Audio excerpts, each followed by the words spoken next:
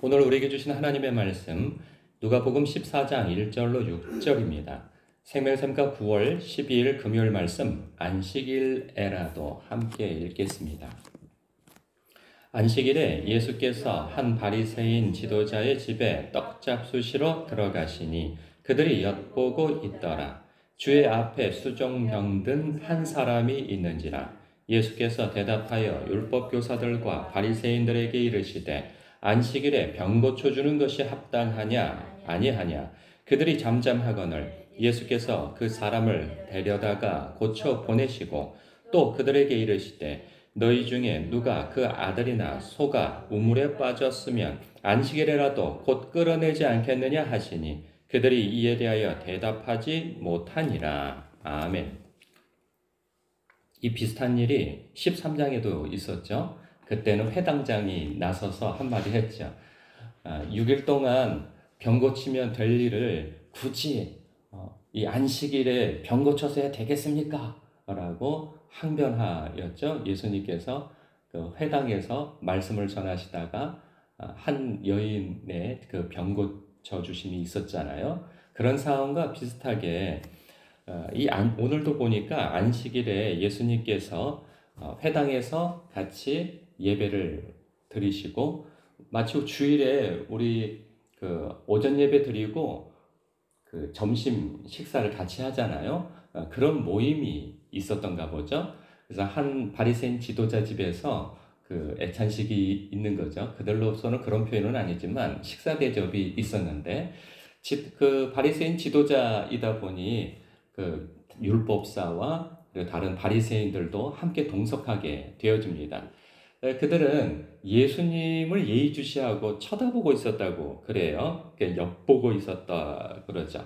그때 때마침 수종병 든 한 사람이 있다고 합니다.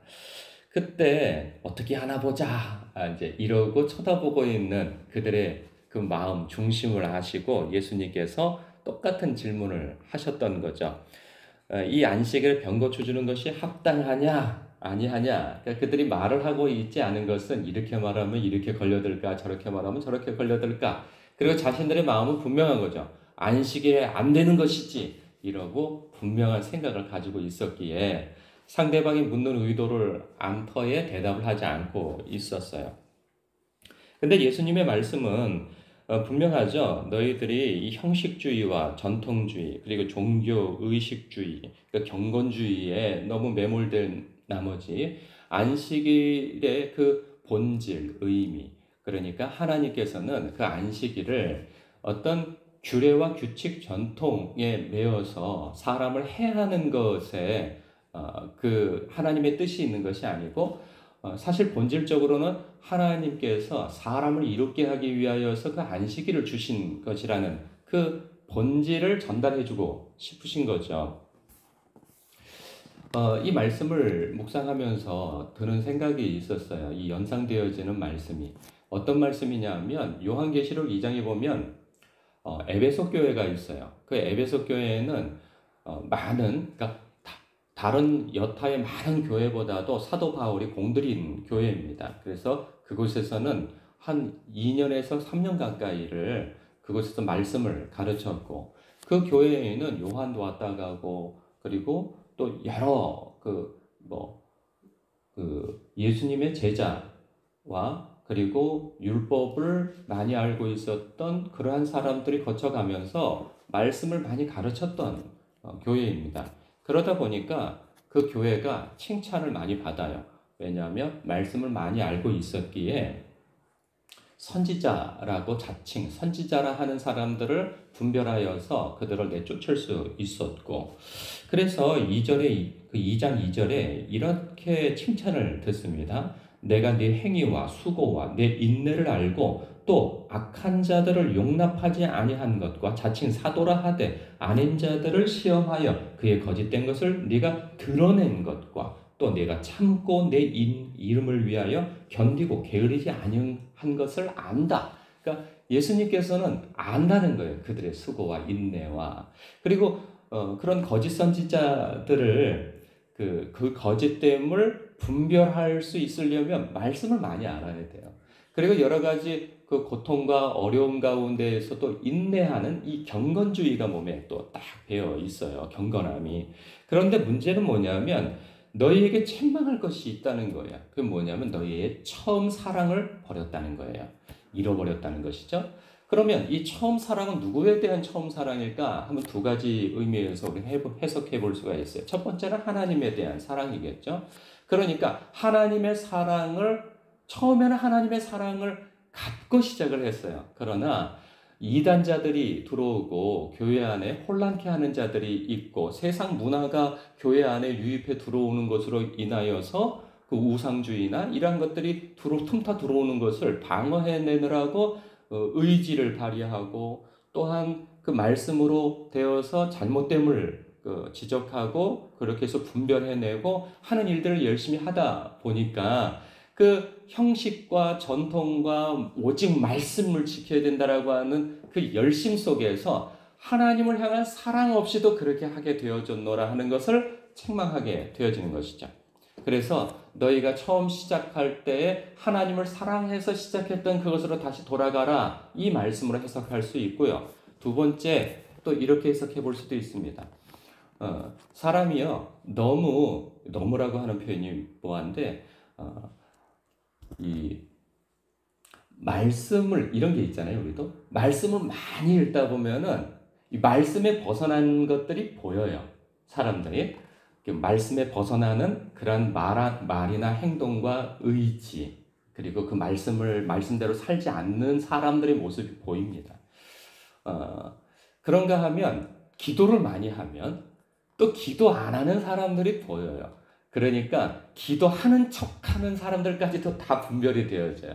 저 사람 겉으로는 기도 많이 하는 척하지만 실제로는 기도 그렇게 많이 안 하는 사람이구나 이게 또 보여요.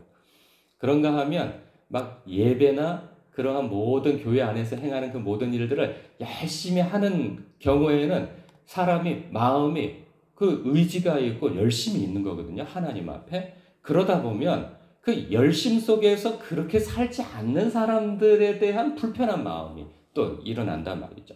그러면 이렇게 열심히 할 때에 사람이 말씀이든 기도든 예배든 그 밖에 봉사든 하나님 안에서 그 사랑, 내가 은혜를 입고 사랑하는 마음 속에서 시작하였다가 나중에는 이게 어떻게 바뀌냐 하면 나처럼 그렇게 살지 못한 사람들에 대한 판단으로 이게 서게 되어지는 것이죠. 그러니까 누구보다도 의지가 있고 누구보다도 그 은혜가 있고 누구보다도 열심히 하는 것 이것이 오히려 그 사람을 깊게 하고 그 넓은 품을 갖게 하고 그리고 사람을 이해하고 주님의 마음으로 사랑하려고 하기보다는 왜 저렇게 살아? 집사가 왜 저렇게 살아? 장로가 왜 저렇게 살아? 권사가 왜 저렇게 살아? 목사가 자꾸 이런 것만 보이는 거죠. 그러면 은혜 자신은 그것이 하나님의 뜻이라고 생각하고 사람을 판단하고 정죄하고 그렇게 되는 거예요. 여러분, 새벽 예배를 나오는 것은 굉장히 귀한 일입니다. 새벽에 하나님 앞에 첫 시간을 하나님 앞에 드리는 것은 너무 귀한 일이에요. 그런데 이 새벽 예배를 잘 드리는 것이 자칫 새벽 예배를 잘 못 드리는 사람들에 대한 판단으로 갈 수가 있어요.